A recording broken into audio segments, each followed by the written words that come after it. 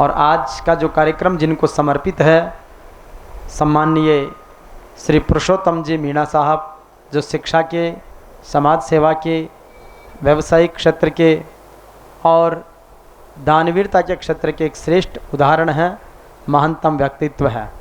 आज आप सबके बीच आदरणीय पुरुषोत्तम जी मीणा के उस महानतम व्यक्तित्व की कुछ झलक आपके बीच में रखने का विनम्र प्रयास है।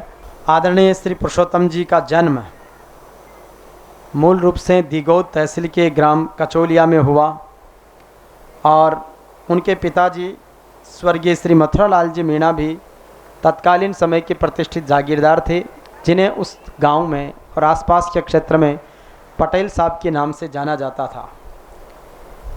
आदरणीय मथुरालाल जी मीणा समाज के पहले व्यक्ति थे जिन्होंने वर्ष 1956 में, जब लोग शिक्षा से शहरों से बहुत दूर थे, उस दौर में उन्होंने कोटा जैसे शहर में हवेली खरीद ली थी और वो हवेली आज भी लाडपुरा स्थित क्षेत्र में आदरणीय मीणा जी के पास है।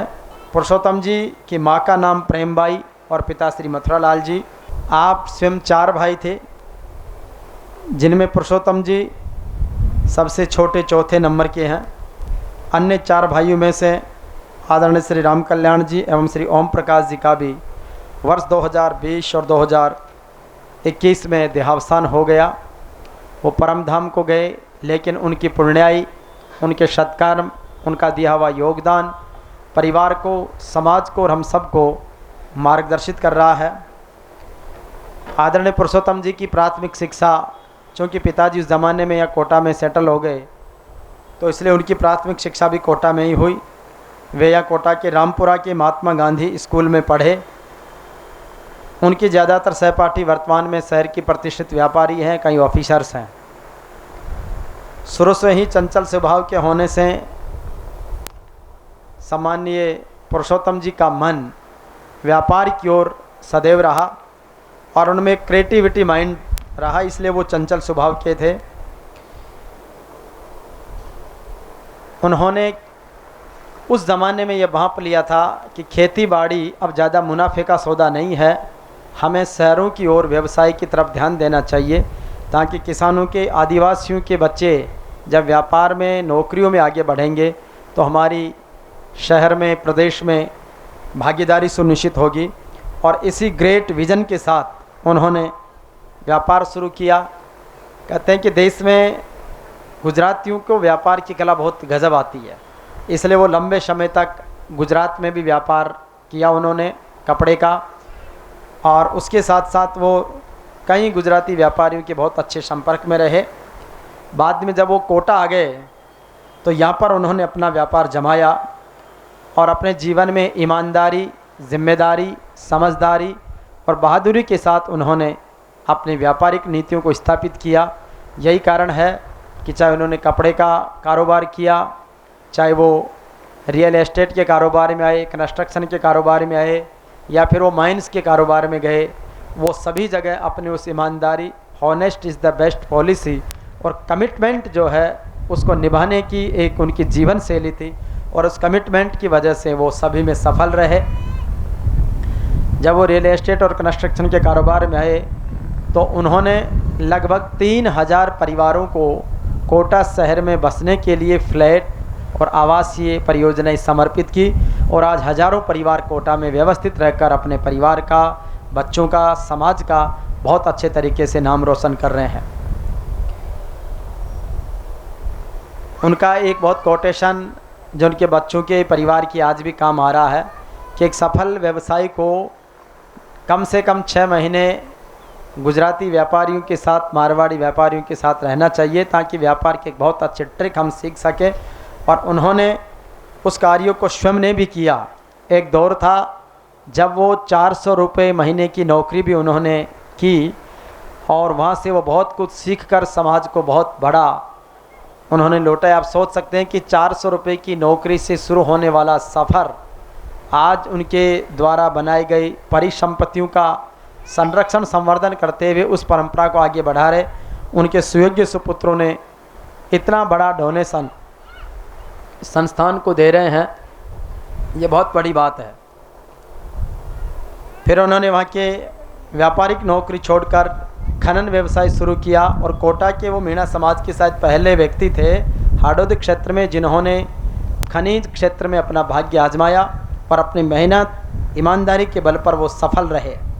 बाद में वो ज़मीन जायदाद और रियल एस्टेट के कारोबार में शिफ्ट हो गए और उसके बाद वो आजीवन उसी कारोबार से जुड़े रहे एक मजबूत व्यवसाय के रूप में।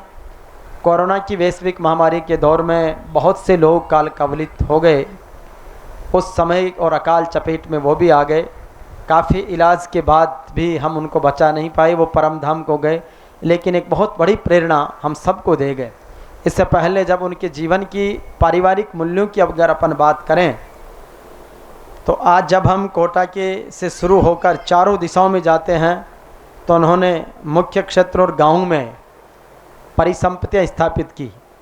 और निश्चित रूप से क्योंकि हम धरती माँ के बेटे हैं, किसानों के बेटे, आदिवासी जिन्होंने जंगलों से ज़मीन से अपनी पहचान शुरू की, अपना जीवन शुरू किया और आज भी मूल रूप से हम उससे जुड़े हुए हैं। उनका ध्येय था कि हमें हमारी हौसलों की उड़ान आसमान को छूने वाली होनी चाहिए, लेकिन हमारी जड़ें, हमारे संस्कार हमारे अपनों से और हमारे लोगों तक जुड़े हुए रहने चाहिए।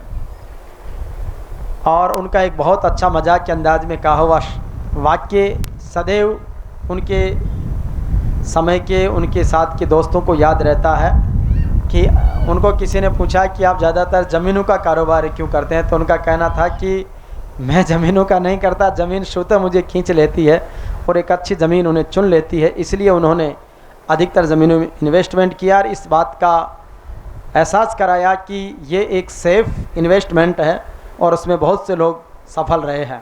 उनकी एक और बहुत बड़ी प्रेरणा हम सबको जीवन में आगे बढ़ने की प्रेरणा देती है कि अगर हमें आगे बढ़ना तो व्यापार में खूब प्रतिष्ठा कमाओ, इनकम सोर्स डेवलप करो, लेकिन उसके साथ साथ जिस समाज से, जिस देश से, प्रदेश से, जिस धरा से, शहर से हम कमाते हैं उसके प्रति हमारी कुछ जिम्मेदारियां हैं, तो हमें वो समाज को अदायगी के रूप में रिटर्न करनी चाहिए। और यही कारण है कि उन्होंने हमेशा धर्म के क्षेत्र में, दान के क्षेत्र में, शिक्षा के क्षेत्र में, समाज के लिए, ज़रूरतमंद होनहार विद्यार्थियों के लिए, गरीब कन्याओं के लिए उन्होंने सदैव दिल खोलकर दान दिया है। और यही कारण है कि ऐसी कार्यशैली से ही उनके समाज में स्वीकार्यता हो, चाहे व्यापारिक जगत में प्रतिष्ठा हो या धर्म के क्षेत्र में उनका उदार मना हो। कचौलिया का लक्ष्मी नारायण भगवान का मंदिर हो, मध्य प्रदेश के मंदिर हों, गांव के 2 सरकारी स्कूलों का लिए ज़मीन हो या जमीनीस आदिवासी विश्वविद्यालय के लिए आज उनका परिवार उनकी प्रेरणा से ये कर पा रहा है, ये सब उन्हीं का है।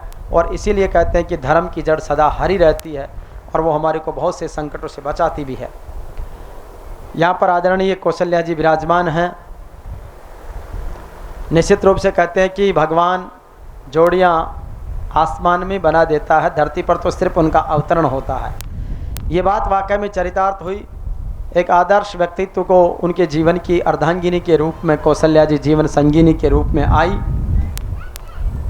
और इस बात को इन्होंने सार्थक कर दिया कि यत्र नार्यस्तु पूज्यन्ते नमन्ते तत्र देवता। जहाँ पर घर की महिलाओं का सम्मान होता है वहाँ पर भगवान भी स्वयं वास करते हैं। उसी भाव से कौशल्या जी का उनके जीवन में आगमन हुआ और उसके साथ ही उनके जीवन में एक सस्टेनेबिलिटी आई, जिसको हम स्थिरता कहते हैं। जीवन में एक ऐसी स्थिरता जिसने हर क्षेत्र में बैलेंस के साथ में प्रोग्रेस की। और ये संयोग की बात है कि आदरणीय पुरुषोत्तम जी के पिताजी का नाम भी मथुरालाल जी है और आदरणीय कौशल्या जी के पिताजी का नाम भी मथुरालाल जी है। एक ये नामों की समानता, एक संयोग है। आप स्वयं भी शिक्षित, संस्कारित, एक आदर्श गृहिणी है और आपने पारिवारिक मूल्यों की स्थापना के लिए बहुत महत्वपूर्ण बल दिया है और आपने उनको प्रेरित किया। जैसे जिन्होंने रामचरितमानस या रामायण पढ़ी है उनको ध्यान होगा कि जब राजा दशरथ कभी संकट में आए तो माँ कौशल्या ने उनको बहुत अच्छी सलाहें दी। जब भी राम कभी इस दौर में जब वो जंगल चले गए तब भी माँ सीता ने उनको एक सही समय पर सही सलाहें दी। तो हर सफल पुरुष के पीछे एक नारी होती है, उस नारी की भूमिका आदरणीय कौशल्या जी ने बहुत बखूबी अदा की है। और इसीलिए आप स्वयं का कौशल्या जी का शिक्षा, संस्कारों, ज़रूरतमंद लोगों को दान करने का स्वभाव रहा है। और इसीलिए आपने स्वयं पुरुषोत्तम जी को भी उस समय प्रेरित किया और आपके गांव कचौलिया के पास 2 सरकारी स्कूलों के लिए आपके परिवार ने निःशुल्क ज़मीन दान की है। ये अपने आप में एक बहुत बड़ी बात है। शिक्षा का दान जीवन का बहुत बड़ा दान है। इसके साथ ही उन स्कूलों से आज बहुत से विद्यार्थी अपना जीवन संवार रहे हैं। और साथ ही साथ आज उनकी स्मृति में पहले आपने 31 लाख रुपए का समर्पण, जो सबसे बड़ा योगदान था, वो समर्पित किया। आज आदरणीय पुरुषोत्तम जी की द्वितीय पुण्यतिथि पर उनकी यादों को, उनके संस्कारों को, उनके मूल्यों को, उनकी प्रेरणाओं को जीवन में सदैव संकल्पित रखने के लिए आज आप 25 लाख रुपए उसमें ऐड करके कुल 56 लाख रुपए का योगदान आप समर्पित कर रहे हैं। जब इस कार्यक्रम को लेकर हमारे चेयरपर्सन ऑफ जय मिनेश आदिवासी यूनिवर्सिटी सम्माननीय आरडी सर का आदेश हुआ, तो जब 56 का आंकड़ा इन्होंने बताया तो मुझे नरसिंह जी का मायरा याद आया, जिन्होंने 56 करोड़ का मायरा भरा था। जब जाइल की जाटू खियाड़ा की चौधरी ने सुगना बाई का मायरा भरा था। तो निश्चित रूप से 56 का आंकड़ा बहुत महत्वपूर्ण है। ये तो हो सकता है इन्होंने ये सोच के किया कि नहीं, लेकिन मैं जब से ये बात आई तब से मैं स्वयं इसका चिंतन और परिभाषित कर रहा हूँ कि 5 और 6 11 होते हैं और 1 और 1 मिलकर 11 होते हैं। जिस तरीके से अखिल भारतीय श्री मीणा सामाजिक और शैक्षणिक समिति ने आदरणीय लक्ष्मण जी की अध्यक्षता में, आरडी साहब के निर्देशन में आप सबने समन्वित रूप से इस कार्य को आगे बढ़ाया है और जिस तरीके से कार्य हुआ है, आप समझे कि राजस्थान के प्रथम नागरिक, विश्वविद्यालय के कुलाधिपति माननीय राज्यपाल महोदय ने इस कार्य की भूरी भूरी प्रशंसा की है। और विशेष रूप से उन्होंने ये कहा है कि मुझे सुखद आश्चर्य हो रहा है कि आदिवासी मीणा समाज में भी इतनी जागृति हो सकती है, जो लाखों करोड़ों रुपए का दान वो यूनिवर्सिटी के लिए दे रहे हैं। Knowledge is power. इस ज़माने में जो ज्ञानवान होगा वो शक्तिवान होगा, और उस शक्ति का परिचय देने वाली हमारी आदर्श मातृत्व की धनी आदरणीय कौशल्या जी हम सब के बीच में बहुत एक सशक्त नारी हस्ताक्षर हैं। जनरली तो सर महिलाओं का एक गुण कहें चाहे उनकी शिकायत कहें, बल्कि जब दान देते हैं तो कई पुरुषों को तो महिलाएं रोकती है, दान नहीं देने देती। लेकिन ये भी अकल्पनीय आश्चर्य वाली बात है कि आदरणीय कौशल्या जी ने सम्माननीय पुरुषोत्तम जी को भी प्रेरित किया है कि आप खूब कमा रहे हो तो ज़मीन स्कूल के लिए, बच्चों के लिए, कन्याओं के लिए, गरीबों के लिए दो। अपने बच्चों को भी आप उसी तरीके से संस्कारित करके ये प्रेरित कर रही है। तो ये एक साधारण माँ नहीं हो सकती है, साधारण व्यक्तित्व की धनी है।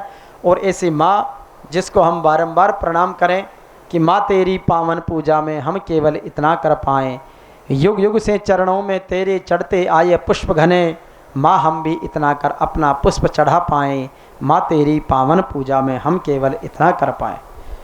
व्यापारिक उन्नति के बाद भी भाइयों में समन्वय बने रहना, आपसी भाईचारा बने रहना, जहाँ सासू और बहू हंसते मुस्कुराते बतलाती हो वो घर तीर्थ के समान है। और ऐसा तीर्थमय घर और परिवार आपने स्थापित किया है, ये समाज के लिए भी, प्रदेश के लिए भी और मानवता के लिए भी एक उदाहरण है कि जब भी मानवता के पारिवारिक मूल्यों की बात होगी तो आदरणीय श्री पुरुषोत्तम जी मीणा साहब के परिवार, आदरणीय कौशल्या जी के संस्कार और उनके सुयोग्य सुपुत्रों के द्वारा दिया गया ये दान हम सब के लिए, इस आदिवासी विश्वविद्यालय के साथ प्रदेश के लिए अमरता का संदेश प्रदान करेगा। आज उनकी यादों को याद करते हुए हम सभी नमन करते हैं, वंदन करते हैं, और हम सब सौभाग्यशाली हैं कि कैसे समारोह के हम साक्षी हैं जिन की स्मृति में शिक्षा के लिए समर्पण हो रहा है, शिक्षा के लिए दान हो रहा है, जो शिक्षा देश और दिगंतर तक अद्भुत होगी। निश्चित रूप से उनके महान व्यक्तित्व को मैं महाकवि बलवीर करुण साहब की इन 4 पंक्तियों के साथ समाहित कर सकता हूँ कि आवश्यक नहीं माँ पुरुष जन्म ले महलों और दुमहलों में, चांदी की चम्मच मुख में हो या पड़े न कष्ट कसेलों में, वन प्रांतर की कुटियाओं में, झोंपड़ियों झुग्गी चालों में, महापुरुष जन्म ले लेते अनपढ़ किसान और ग्वालों में, और इस बात को उन्होंने सही मायने में सार्थक किया। आदरणीय पुरुषोत्तम जी को बारंबार प्रणाम वंदन। उन्होंने पुरुष से पुरुषोत्तम की यात्रा की है, यथा नाम तथा गुण को उन्होंने सार्थक किया है। हम उनकी स्मृतियों को बारंबार नमन करते हैं और इन शब्दों के साथ नमन करते हैं कि नींव की ईंट रख कर दिखाई दिशा, बस वही प्रेरणा वही लगन। हे महान पुरुषोत्तम जी मीणा साहब, आपकी इस निर्वाण तिथि पर हम सब करते हैं शत शत नमन, शत शत नमन।